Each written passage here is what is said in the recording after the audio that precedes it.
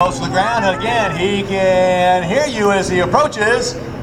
So let's give a big Oklahoma yell as our first skydiver makes his way towards the ground. Keep an eye on him as he'll, again, watch him work those control cables on the left and right side.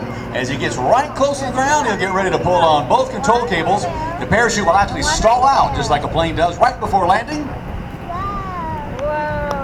Pulls down, and a nice two-point landing. Our third diver coming down. Here he comes. Watch as he pulls down on the control cables, and another nice landing.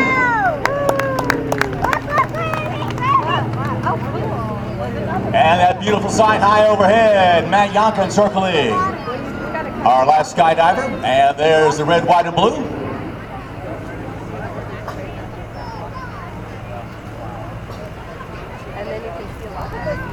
That is a great picture right there, ladies and gentlemen, as we start day 2 of the Discover Aviation Air Show.